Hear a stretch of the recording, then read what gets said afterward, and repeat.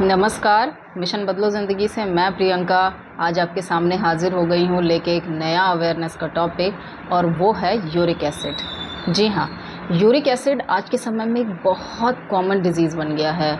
मतलब हर चौथे पाँचवें इंसान को हम सुनते हैं कि यूरिक एसिड से पीड़ित है, कभी ना कभी उसको हो जा रहा है। लेकिन अगर हम इस पे ध्यान न दें तो आने वाले समय में ये बहुत ज़्यादा प्रॉब्लमेटिक हो सकता है, बहुत सारे हेल्थ इश्यूज़ इससे हो सकते हैं। तो आज मैं इसी विषय में बात करूँगी कि इसके पीछे की वजह क्या है, इसका समाधान क्या है और कुछ हम मिथ पर भी बात करेंगे, क्योंकि अक्सर किसी भी चीज़ के बारे में सच्चाई और मिथ दोनों फैलते हैं और दोनों के बीच में एक बहुत बड़ा गैप और डिफरेंस होता है। इसी गैप को पूरा करने के लिए मैं ये अवेयरनेस प्रोग्राम ला रही हूँ कि आप लोग अवेयर रहिए। तो मेरी बातों को बहुत केयरफुली, बहुत ध्यान से सुनिएगा। हो सकता है तो इसे नोट डाउन करके रखिएगा, जिससे कि आपको बहुत जल्दी से रिकवर करने में हेल्प मिले। और अगर आपको ये प्रॉब्लम नहीं डायग्नोस हुई है तो कभी लाइफ में इस प्रॉब्लम से आपको जूझना ना पड़े। तो फिर बने रहिए आप मेरे साथ। मैं यूरिक एसिड के साइंस के पीछे बहुत ज़्यादा नहीं जाऊंगी, मैं एक सिंपल भाषा में बात करूंगी जो हम सभी को पता है कि यूरिक एसिड मतलब बॉडी में प्रोटीन का बढ़ जाना, हमारे प्रोटीन का जो वेस्टेज है वो बढ़ गया है। दरअसल इसके पीछे की जो वजह है वो ये है कि हर किसी के प्रोटीन कंजम्पशन की जो नीड होती है, जो रिक्वायरमेंट होती है, वो अलग अलग होती है। जैसे कि एक मज़दूर हो गया, पूरे फुल टाइम वर्किंग लोग हो गए, एथलीट हो गए, जिम गोइंग हो गए, इन लोगों के स्पोर्ट्स पर्सन जो होते हैं, इन लोगों की जो प्रोटीन की नीड है वो अलग है। इसके अलावा सेकंड नंबर पर वो लोग आते हैं जो थोड़ा बहुत फिज़िकल एक्टिविटीज़ में इन्वॉल्व हैं, दिन भर वो वॉक भी कर लेते हैं, वो योग एक्सरसाइज भी कर लेते हैं, उनकी नीड अलग है। और तीसरा ऐसा वर्ग आता है जो बहुत लेज़ी है, वो सिर्फ अपने घर में थोड़ा बहुत उठ लेते हैं, बैठ लेते हैं, या वो अपने घर से ही व्हीकल का यूज़ करते हैं और सीधे घर पर ही आकर रुकते हैं। इसके अलावा बीच में उनकी फ़िज़िकल एक्टिविटीज़ लगभग ना के बराबर होती है। लेकिन अगर हम डाइट की बात करें तो इन तीनों की डाइट ऑलमोस्ट सिमिलर होती है। तो फिर जो पहला जो ग्रुप है वो हाई प्रोटीन लेगा, उसको अच्छे से कंज्यूम करेगा, एब्जॉर्ब करेगा और उसे इस तरीके की प्रॉब्लम नहीं आएगी कभी। दूसरा तबका लेगा, उसे थोड़ी बहुत आ सकती है प्रॉब्लम, जो दूसरा वर्ग है जो थोड़ी बहुत एक्टिविटी कर रहा है उसको इन फ्यूचर ये प्रॉब्लम आ सकती है। लेकिन जो तीसरा वर्ग है, अगर वो भी सेम डाइट में प्रोटीन कंज्यूम कर रहा है तो उसको 100% यूरिक एसिड का इशू होगा ही होगा।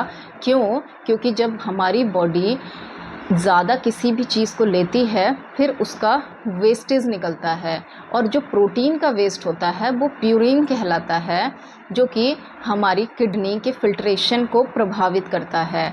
और वो जब प्रभावित करेगा उसे तो वो थोड़े छोटे छोटे क्रिस्टल्स बन जाते हैं जो हमारे जॉइंट्स में आकर इकट्ठा हो सकते हैं, होते ही हैं। और इसके अलावा हमारे दूसरे ऑर्गन को भी उसके काम करने में डिस्टर्बेंस क्रिएट करते हैं।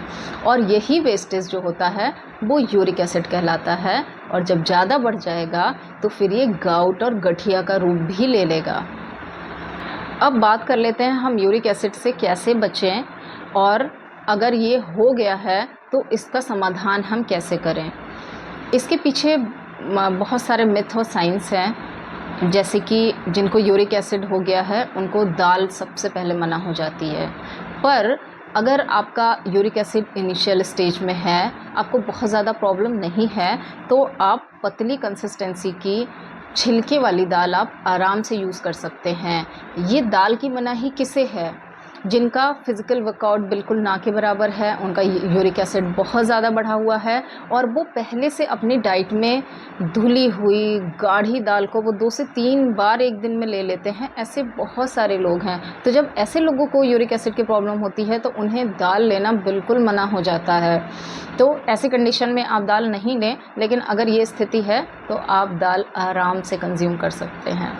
इसके अलावा दाल लेने का जो सबसे बेहतर तरीका है वो ये है कि ये छिलके वाली होनी चाहिए और इसे आप कम से कम 1 से 2 घंटा इसे भिगा के रखें। और जब आप दाल भिगा के यूज़ करते हैं तो उसके बहुत सारे जो वेस्टेज हैं, जो उसकी पॉलिश है, जो उसके ऊपर केमिकल कोटिंग की गई है वो निकल जाती है और आपका दाल आसानी से पचने के लायक हो जाता है। इसके अलावा दाल की कंसिस्टेंसी को भी थोड़ा पतला ही रखें। आप पैकेज फूड, कोई भी factory made food, sugary, salty, बहुत ज़्यादा प्रिजर्वेटिव, ये सारी चीज़ों का यूज़ आपको नहीं करना है। आपको अपनी डाइट में इन सारी चीज़ों को बिल्कुल पूरी तरीके से कट करना है।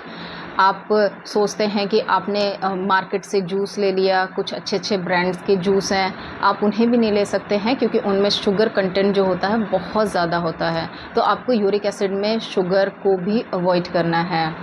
इसके अलावा आप एनिमल प्रोटीन नहीं ले सकते हैं, पर आप वेज में डेयरी प्रोडक्ट थोड़ी बहुत मात्रा में ले सकते हैं, जिसमें कि छाछ है। छाछ सबसे आइडियल है, जो प्रोटीन बेस्ड भी होता है और हमारे डाइजेशन को भी इम्प्रूव करता है।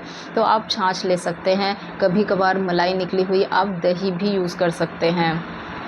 किसी भी तरीके का मिठाई, चॉकलेट, कोई भी शुगरी फूड, आर्टिफिशियल स्वीटनर से बना हुआ फूड आपको पूरी तरीके से अवॉइड करना है। आप नेचुरल स्वीटनर यूज़ कर सकते हैं, लेकिन वो भी कम मात्रा में। और सबसे ज़रूरी जो चीज़ है वो आपको ये समझना है कि अगर आप सारे परहेज कर रहे हैं, आप मेडिसिन भी ले रहे हैं, लेकिन फ़िज़िकल वर्कआउट आप नहीं कर रहे हैं, आपकी लाइफ़स्टाइल एक्टिव नहीं है, तो ये सारी चीज़ें आपको फ़ायदा नहीं पहुंचा सकेंगी और आप डे बाय डे, दिन प्रतिदिन आप परेशानियों से घिरते चले जाएंगे। और सिर्फ यूरिक एसिड ही क्यों, आपकी पूरी बॉडी का जो एसिड होगा वो डिस्टर्ब हो जाएगा। फिर हज़ारों बीमारियां दौड़ते हुए आपको गले लगाती हैं, जो आपको कभी नहीं छोड़ती हैं। अब ये तो बात हो गई हमें क्या नहीं खाना है, क्या अवॉइड करना है। अब हम बात कर लेते हैं कि नॉर्मली जनरली भी हमें कौन सी डाइट लेनी चाहिए जो हमें यूरिक एसिड से बचा के रख सकता है, या जिन्हें हो गया है वो भी इससे कैसे बच के रह सकते हैं और जल्दी उससे उन्हें आराम मिल सकता है। तो सबसे ज़्यादा जो ज़रूरी है वो है त्रिफला। त्रिफला हो गया, हल्दी हो गया, अदरक, हरी धनिया, पुदीना, ये कुछ ऐसे हर्ब्स हैं जो आपकी बॉडी को, आपके लीवर, किडनी को क्लीन करने में हेल्प करते हैं और आपको बहुत जल्दी हेल्प मिलती है यूरिक एसिड से निजात मिलने में।